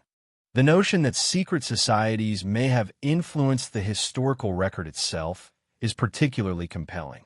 By controlling what was documented, copied, and disseminated, they could shape collective memory, compressed timelines, or obscure, inconvenient truths. Chronicles, maps, and manuscripts may have been curated to emphasize certain rulers, events, or ideologies while minimizing or erasing others. The lost centuries, then, might not represent absence, but a deliberate masking of events and accomplishments, orchestrated to maintain continuity, protect sacred knowledge, or consolidate power. In this sense, secrecy becomes a lens through which we can reinterpret anomalies in architecture, manuscripts, artifacts, and technology, not as random inconsistencies, but as evidence of deliberate historical shaping. The philosophical and symbolic dimensions of these societies reinforce this idea. Many of their teachings emphasize cycles of time, hidden correspondences, and layers of knowledge accessible only to the initiated. Esoteric calendars, numerological systems, and coded texts suggest that the perception of linear history was not universally accepted. Instead, time was often viewed as layered, cyclical, or manipulable through the careful recording and transmission of events. If custodians of knowledge approach chronology with such awareness, it is conceivable that what we now see as missing centuries were deliberately masked or reinterpreted, creating the illusion of chronological continuity while preserving hidden truths for those prepared to uncover them. The persistence of these secret networks across centuries underscores their resilience and sophistication. Despite wars, political upheavals, religious oppression, and societal collapse, these groups maintained continuity, safeguarding knowledge that mainstream institutions either neglected or actively suppressed. Their efforts allowed human achievement, technological, artistic, and intellectual, to survive periods that official records characterize as dark or lost. Every preserved manuscript, artifact, architectural technique, or encoded map becomes a testament to this hidden continuity, revealing a layer of history operating in parallel with the conventional timeline. Ultimately, the presence of secret societies invites a profound reconsideration of historical narrative. They suggest that human history is not solely the product of rulers, battles, and empires, but also of those who worked in shadows, protecting knowledge, shaping perception, and guiding the flow of innovation across centuries. The lost centuries, when viewed through the lens of secret custodianship, may not be gaps at all, but periods in which history itself was carefully curated. These societies, through secrecy, preservation, and deliberate shaping of the record, may have ensured that the continuity of human knowledge survived, even when mainstream chronicles sought to obscure or compress it. By examining the role of secret societies in the early medieval world, we begin to see a pattern emerging, a hidden scaffolding upon which civilization continued to evolve, innovate, and record itself in ways invisible to conventional history. They remind us that history is not just what is written, but what is preserved, transmitted, and occasionally concealed. The lost centuries, the anomalies in architecture, manuscripts, and artifacts, and the synchronicity of distant civilizations all begin to coalesce into a coherent picture, one of deliberate guardianship, hidden knowledge, and the quiet influence of those who operated behind the scenes to protect and shape humanity's story. Beyond manuscripts, artifacts, and secret societies, the shadows of the lost centuries extend into the realm of prophecy, myth, and esoteric lore. Across cultures, from the Norse sagas to the writings of medieval mystics, from cryptic alchemical texts to enigmatic religious visions, we find recurring motifs of hidden knowledge, forgotten ages, and cycles of human civilization that contradict the linear narrative of history. These stories, often dismissed as allegory or superstition, may contain encoded memories of events, technologies, and societies now missing from the official record. They whisper of a past both more complex and more interconnected than mainstream history allows, hinting that the lost centuries were neither empty nor inert, but vibrant with human achievement and cosmic awareness. Prophetic texts frequently allude to periods of darkness or concealment, describing eras in which knowledge would be hidden from the uninitiated, only to resurface at a later time. The writings of medieval seers and mystics often speak of cycles of decay and renewal, epochs in which civilizations rise, fall, and are deliberately obscured. While traditional interpretations treat these passages as metaphorical or spiritual, a closer examination suggests that they may preserve actual historical memory, veiled in symbolic language to protect the truth. References to hidden kings, lost kingdoms, or forgotten ages align uncannily with the anomalies of early medieval chronology, architectural discontinuities, and missing technological knowledge, suggesting that the authors were aware of disruptions in the historical timeline. Mythology, too, carries echoes of forgotten epics. Across Europe, Asia, and the Middle East, legends describe ancient civilizations with astonishingly advanced technologies, sophisticated governance, and complex cultural systems that vanish from history under mysterious circumstances. The Greek myths of Atlantis, the Sumerian epics, and the Norse tales of Ymir's age all hint at human societies whose achievements were suppressed or forgotten, leaving behind only fragmented memory encoded in stories and symbols. While such tales have often been dismissed as pure fiction, when viewed in the context of architectural, technological, and textual anomalies, they suggest that myths may serve as vessels of hidden historical knowledge. They preserve the memory of societies and inventions that mainstream history has misplaced or omitted entirely. Esoteric traditions across cultures provide another dimension of evidence.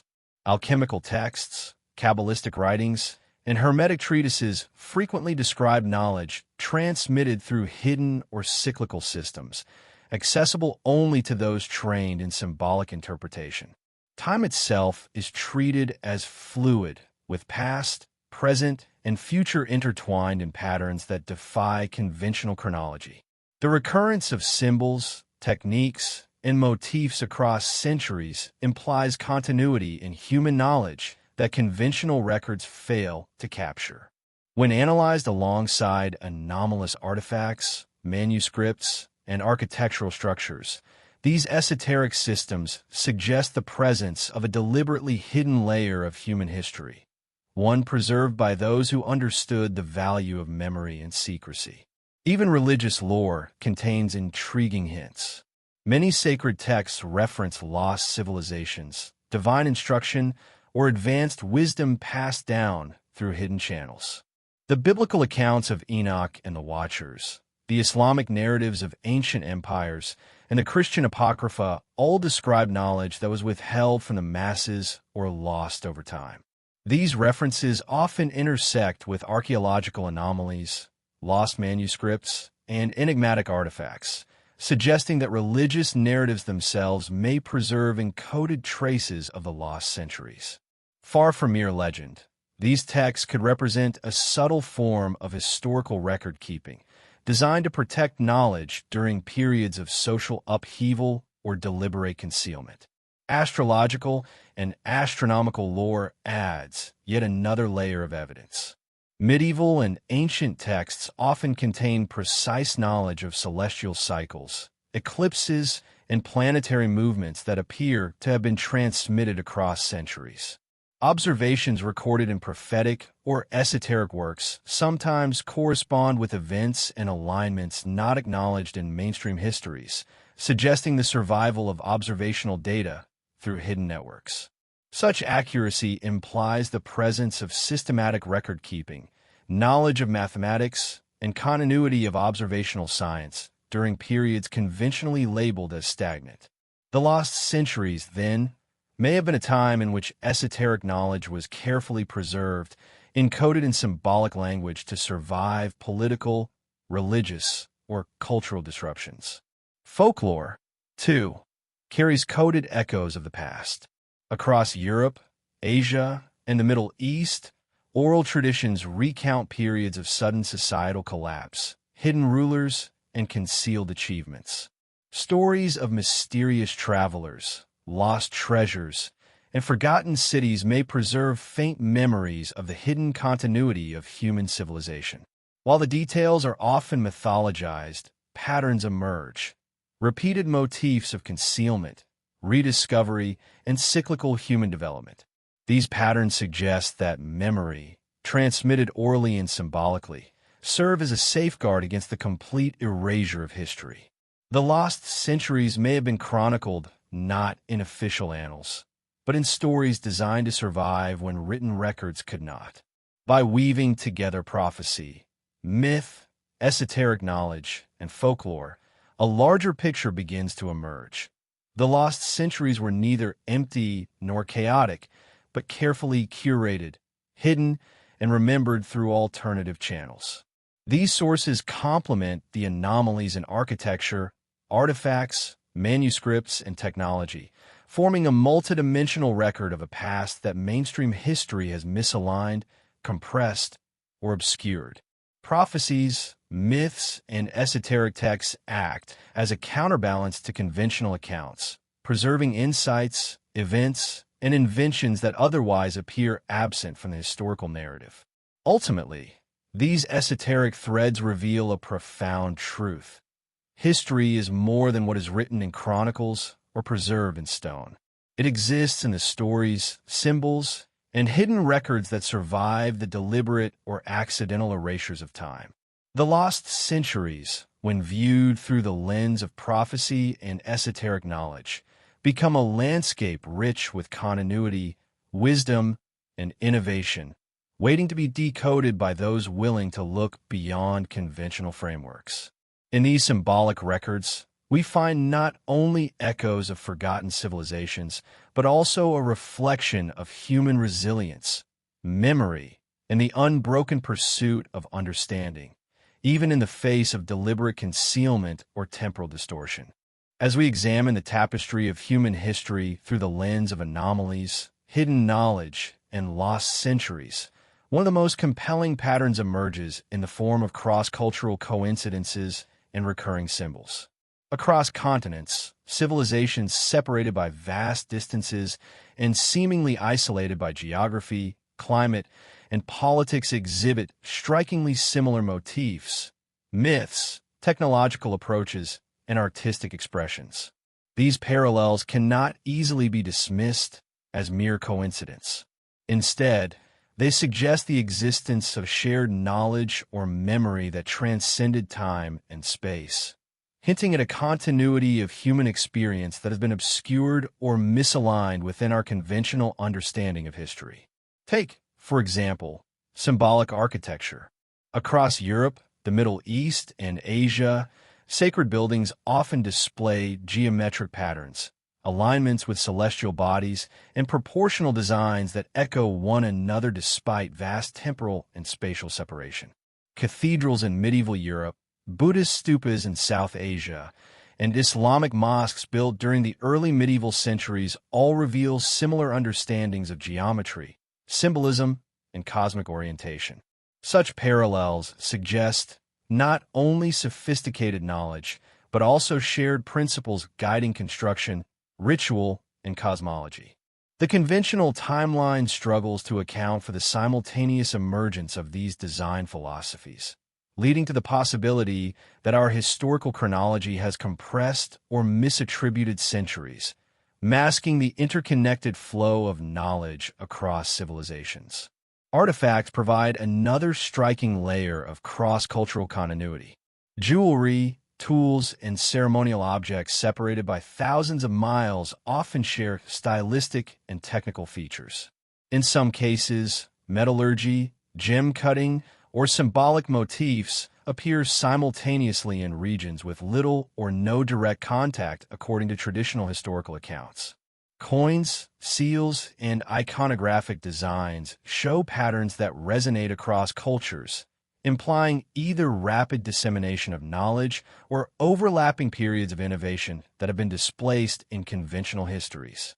These repeated motifs suggest a human tendency to encode certain ideas visually and materially, preserving continuity even in the absence of formal record-keeping, and challenging the linear, isolated narratives of history as traditionally taught.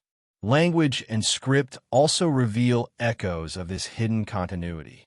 Across different linguistic traditions, we encounter symbols, letter forms, and numeric systems that bear surprising resemblance to one another, often predating the assumed chronological windows assigned by historians. Ancient alphabets, numerals, and coded scripts hint at a shared cognitive framework, a convergence of human invention that cannot easily be explained by chance alone. These recurring elements in communication suggest that knowledge, ideas, and symbolic meaning traveled across cultures more freely than the conventional record allows, reinforcing the notion that centuries attributed to one civilization may overlap with or mirror developments elsewhere. Even myths and folklore exhibit this cross-cultural resonance. Tales of cataclysm, lost kingdoms, and hidden wisdom appear in the Sumerian, Norse, Chinese, and Indian traditions, often with remarkable thematic consistency. These narratives describe periods of upheaval followed by recovery, the safeguarding of secret knowledge, and the existence of advanced civilizations erased from the visible record. The recurrence of motifs, such as great floods, hidden cities, or chosen custodians of knowledge, suggests a collective memory of events or patterns that transcended cultural boundaries. Rather than isolated inventions of imagination, these shared narratives may preserve fragments of historical truth encoded in myth to survive the erasure or distortion of the official timeline. Religious symbolism further emphasizes this cross-cultural continuity. Certain motifs, such as the tree of life, the labyrinth, or the spiral, appear independently in sacred architecture, ritual objects, and manuscripts across civilizations. These recurring symbols suggest not only aesthetic preference, but also shared cosmological concepts and philosophical understanding. Their distribution implies that knowledge, belief systems, and conceptual frameworks were transmitted across time and space, sometimes through networks of merchants, scholars, or secret societies, sometimes through more mysterious channels that defy conventional explanation. The repetition of these symbols acts as a subtle signal of overlapping knowledge, pointing to civilizations that were more interconnected and temporally synchronized than the linear historical narrative allows. The precision of astronomical and calendrical systems offers yet another example. Across civilizations, from the Mayans to the Babylonians, from Islamic astronomers to European scholars, we find remarkably similar observations of celestial cycles, eclipses, and planetary alignments. The consistency of these systems, developed independently in distant regions, challenges the notion of isolated discovery and suggests either an extraordinary coincidence or a shared knowledge base that has been partially hidden or misdated. The repetition of complex systems, both practical and symbolic, hints at a continuity of intellectual endeavor that bridges continents and centuries, reinforcing the theory of lost or compressed periods of human history. Even in technology, patterns recur across time and space. Water management systems, metallurgy, road networks, and mechanical devices often display comparable design principles in civilizations that supposedly had no contact. These technological parallels suggest either a surprising convergence of independent invention or, more plausibly, the presence of knowledge transmitted across cultures through channels that historians have not fully accounted for. The repeated appearance of these systems in different regions, often aligned chronologically in ways that defy mainstream timelines, adds weight to the notion that conventional history compresses or misaligns centuries, obscuring the interconnected and overlapping nature of human development. Ultimately, the recurring symbols, myths, technologies, and architectural motifs point toward a deeper pattern in human history, one of continuity, interconnection, and preservation across civilizations and centuries. The apparent coincidences are not random. They form a network of evidence indicating that knowledge, culture, and innovation were shared, protected, and transmitted in ways that our conventional historical framework fails to acknowledge. Cross-cultural analysis transforms isolated anomalies into a coherent narrative, suggesting that the lost centuries were neither empty nor chaotic, but part of a hidden continuum, waiting to be understood by those willing to look beyond linear timelines and apparent separations. As we consider cross-cultural coincidences and recurring symbols, the question inevitably arises: how did knowledge, technology, and culture traverse continents in an era supposedly defined by isolation, limited travel, and fragmented societies? The answer may lie in the existence of hidden trade networks and early forms of globalization that have largely been overlooked or deliberately obscured in mainstream history. While textbooks emphasize local economies and regional interactions, archaeological evidence, maritime records, and esoteric accounts suggest that goods, ideas, and information were circulating across vast distances much earlier and more systematically than previously acknowledged. These networks could account for the synchronization of civilizations, the dissemination of technological knowledge, and the preservation of intellectual continuity across the so-called lost centuries. Trade routes, often thought to have emerged gradually and sporadically, appear to have been remarkably extensive and sophisticated during this period.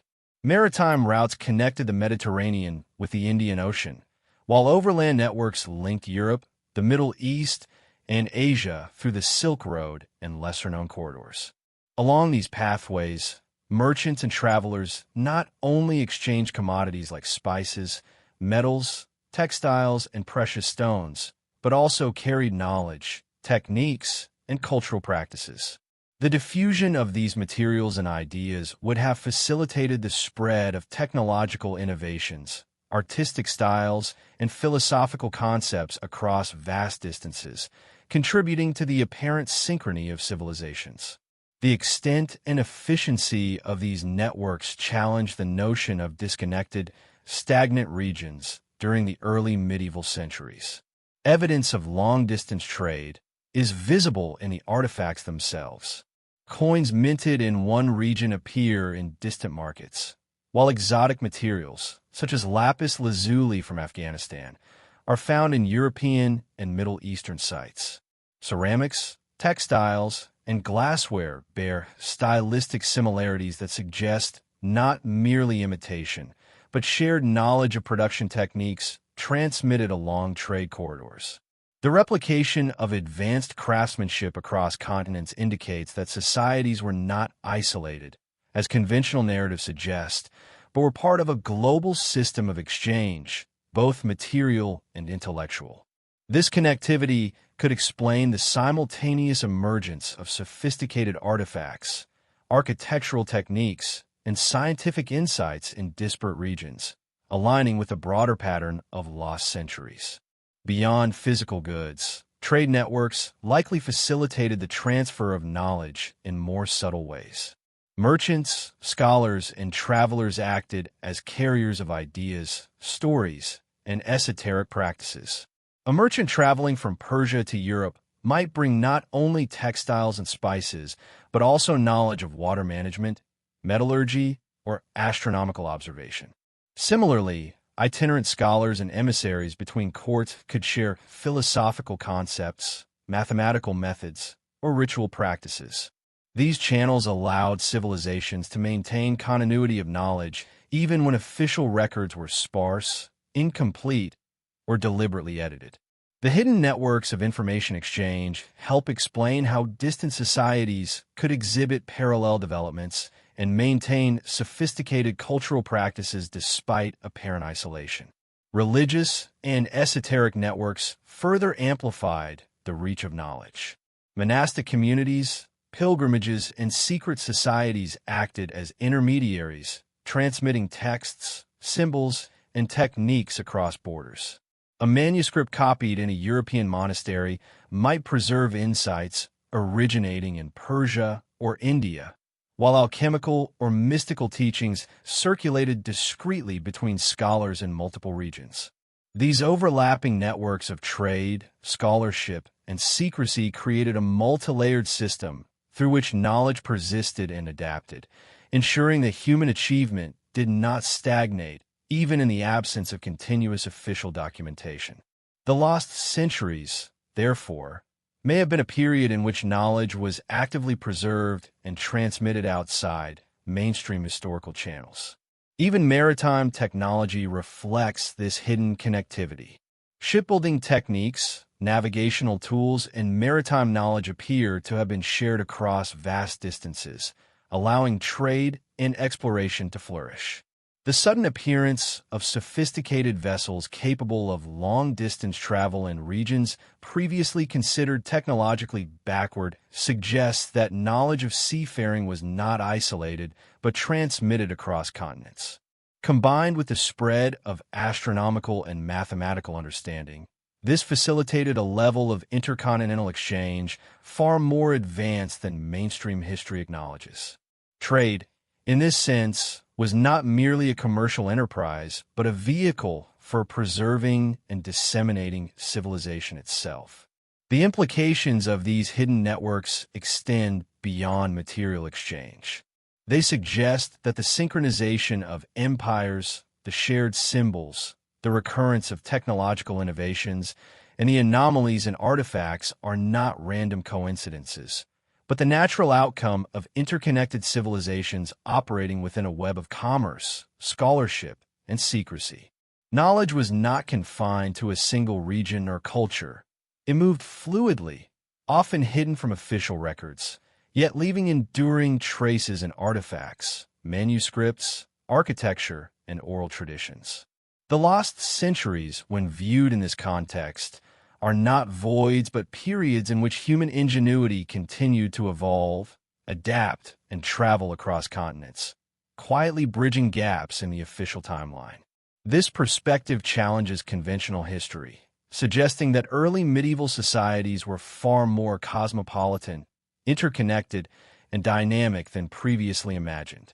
The movement of goods and ideas along hidden trade networks provides a compelling explanation for the apparent synchrony of civilizations, the diffusion of technology, and the preservation of esoteric knowledge.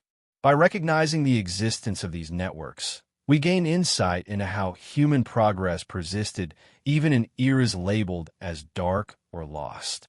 The lost centuries, rather than representing a vacuum of achievement, were a period of subtle, pervasive connectivity in which commerce, scholarship, and secrecy combined to ensure the continuity of civilization across continents.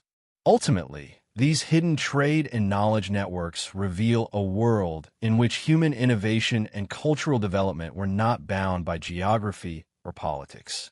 The apparent anomalies in artifacts, manuscripts, architecture, and esoteric traditions can be understood as evidence of a global web of exchange, operating quietly beneath the surface of official history. Through these networks, the lost centuries were preserved not in the annals of kings and battles, but in the movement of ideas, technologies, and symbols, creating a hidden continuity that challenges everything we think we know about human history. As we reach the culmination of this exploration into the lost centuries, the threads of evidence from hidden manuscripts, enigmatic artifacts, secret societies, esoteric lore, cross-cultural parallels, trade networks, and suppressed events begin to converge into a striking and unsettling picture. What initially appears as gaps in history, anomalies, and inexplicable coincidences transforms into a coherent pattern suggesting that much of human knowledge and achievement was deliberately obscured, misplaced, or forgotten.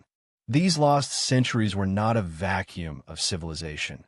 They were a hidden continuum, a shadow history maintained through secrecy, resilience, and extraordinary foresight, waiting for those willing to question the accepted narrative of our past. Throughout the investigation, one theme has emerged repeatedly: continuity beneath concealment. Knowledge did not disappear during the early medieval period. It was safeguarded, encoded, and transmitted in ways that mainstream history has largely ignored. Manuscripts hidden in monastic libraries, encoded alchemical texts, symbolic architecture, and recurring motifs across civilizations all point to a deliberate strategy of preservation. Secret societies, guilds, and scholarly networks acted as custodians of human understanding, ensuring that discoveries, innovations, and wisdom survived even in times of social upheaval, conquest, and cultural suppression. The lost centuries were, in effect, an invisible bridge connecting past civilizations with the innovations and insights that would emerge centuries later. Artifacts alone tell a compelling story of hidden sophistication. Metals tempered with knowledge lost to conventional history, architectural precision that seems to leap centuries, and technological devices that reappear without apparent precedent all challenge the linear timeline. Their existence cannot easily be explained as isolated brilliance or coincidence. Instead, they suggest a persistent thread of human ingenuity that operated largely beneath the radar. These objects are not merely relics.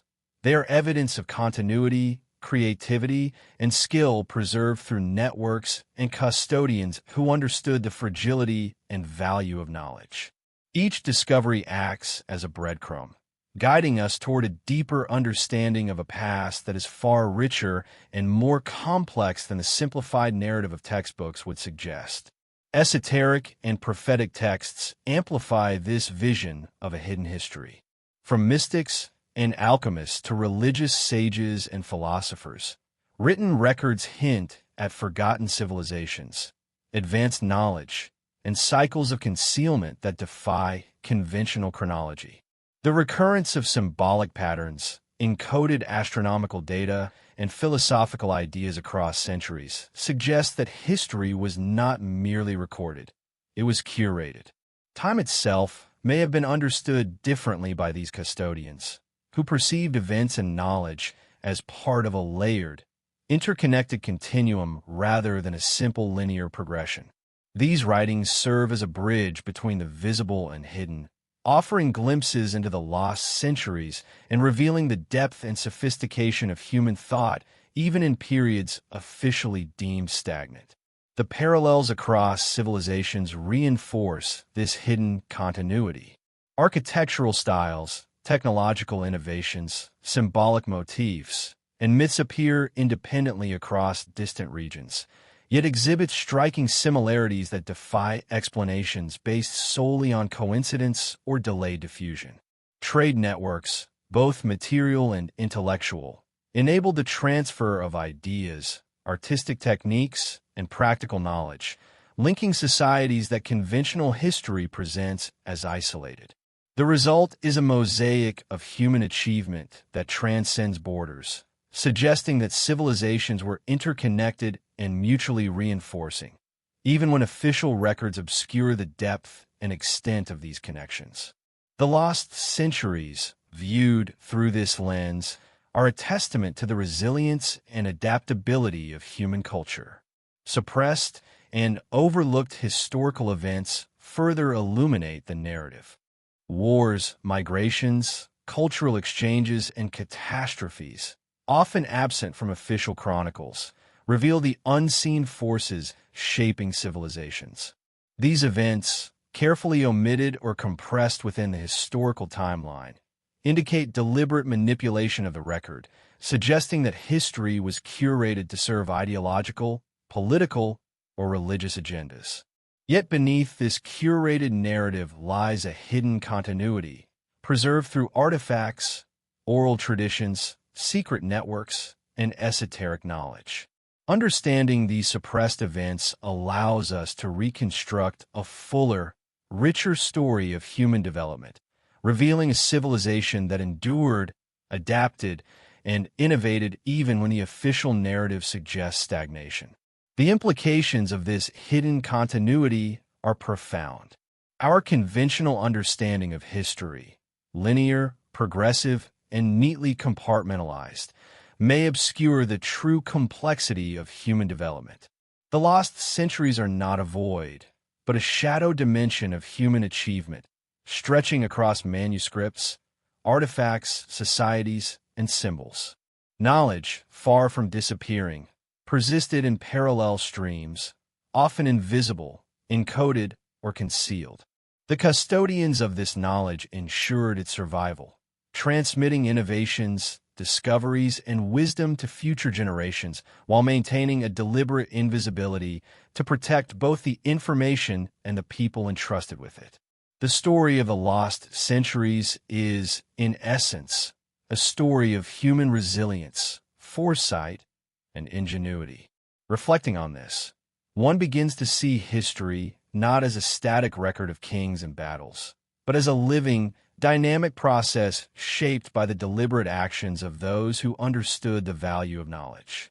The anomalies, gaps, and hidden patterns that so often frustrate historians are, in fact, evidence of a sophisticated continuity that defies simplistic timelines. By recognizing the lost centuries as periods of covert activity, deliberate preservation, and cross-cultural exchange, we begin to reconstruct a human story that honors both the visible record and the hidden currents that have carried civilization forward. History becomes not a series of discrete events, but a layered narrative interwoven with secrecy, knowledge, and persistence. Ultimately, the lost centuries invite us to question our assumptions, to look beyond official accounts, and to consider the broader dimensions of human history. They challenge us to embrace a perspective in which knowledge is resilient, culture is interconnected, and human ingenuity endures even under suppression, conflict, or obscurity. These centuries, far from being lost, were deliberately hidden, encoded into artifacts, architecture, manuscripts, trade networks, and stories. They were preserved by individuals and groups who understood the fragility of memory and the importance of safeguarding the continuity of civilization. The narrative of the lost centuries is a story of survival, of knowledge, of culture, and of the human spirit itself. As we close this exploration, we are left with a profound sense of wonder and humility. The past, it seems, is far more intricate and interconnected than our textbooks suggest. The lost centuries, once hidden in shadows, now emerge as a testament to human perseverance, intellect, and adaptability. They remind us that history is not only what is recorded, but what is preserved, transmitted, and sometimes concealed. In acknowledging the lost centuries, we honor the silent architects of knowledge, the custodians of wisdom, and the hidden networks that have ensured the continuity of civilization. The shadows of these centuries are no longer empty. They are alive with the echoes of human achievement, waiting for those who dare to uncover them, to learn from them, and to carry their lessons forward into the present and the future.